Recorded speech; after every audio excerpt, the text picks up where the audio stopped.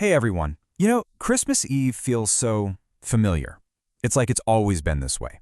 But what if I told you that behind the glow of the tree and your favorite carols, there's a hidden history that's way more complex and, honestly, way more interesting than you probably think?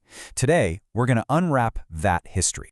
So let's start with what we all know and love, right? The night of December 24th. It's a night that's just packed with anticipation and these very specific, cherished rituals.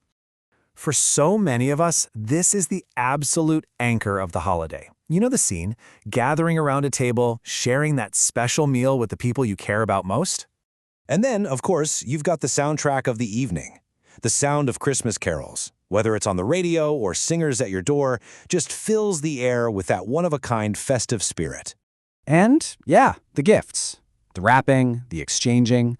For a lot of people, this is the main event, the moment everyone's been waiting for, building up all that excitement for Christmas morning. So we've got the feasts, the carols, the gifts. These things feel so timeless, don't they? But where did they really come from? Well, the answer is this fascinating story of strategy, symbolism, and centuries of different cultures blending together. And the biggest puzzle of all starts with the date, December 25th.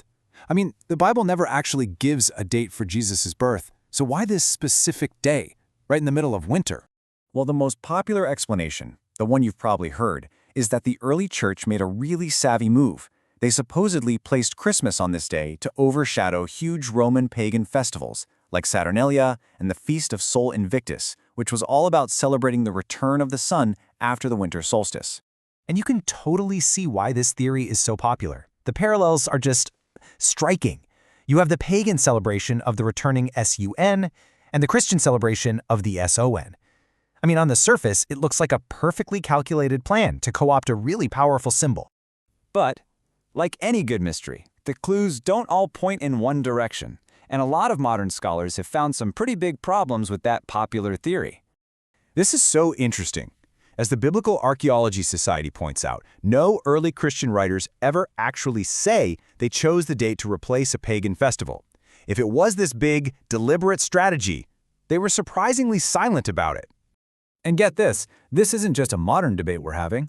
This quote from St. John Chrysostom in the 4th century shows that they were arguing about this exact same thing over 1,600 years ago. So yeah, this conversation has been going on for a very, very long time. So what was the other point of view?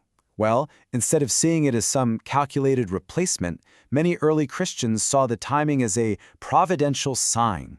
To them, it was like natural proof from God that this was the right time to show that Jesus was the true Son of Righteousness. Okay, so the debate over the date itself is pretty complex, but where it gets much clearer is with our customs. Here, the connections to ancient pagan traditions are just undeniable.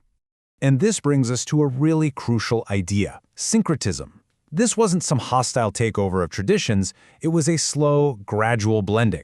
It was about adapting customs that people already knew and loved, and then giving them a new Christian meaning over hundreds of years. The Christmas tree is just a perfect example of this syncretism in action. It didn't just appear out of nowhere. It actually evolved from a bunch of different pagan roots, like Germanic traditions honoring Odin and Roman customs from Saturnalia, before it became the central Christian symbol that it is for us today. And it doesn't stop with the tree. So many of our most cherished traditions, the Yule log, celebrating the sun's return, having these huge feasts, even the act of giving gifts, they all have these direct lines back to pre-Christian celebrations, like the Norse festival of Yule and the Roman party of Saturnalia. What's so amazing is that this incredible blend of history has led to this beautiful variety of unique traditions all across the globe, each with its own local flavor. Just take the Christmas Eve feast, for example. In Poland, you've got the Wigilia supper with 12 meatless dishes. In the Czech Republic, the star of the show is fried carp. And down in Venezuela, families gather for halakas. It's a truly global celebration, but with a very local menu. The shared power of this one night has even transcended conflict. During the famous Christmas truce of 1914, enemy soldiers in the trenches of World War I actually put down their weapons to sing carols and just be human together. And then, about 50 years later, on another historic Christmas Eve, humanity's perspective shifted again. This time, the astronauts of Apollo 8 were orbiting the moon, and they shared this message of origin and hope with the entire world watching below.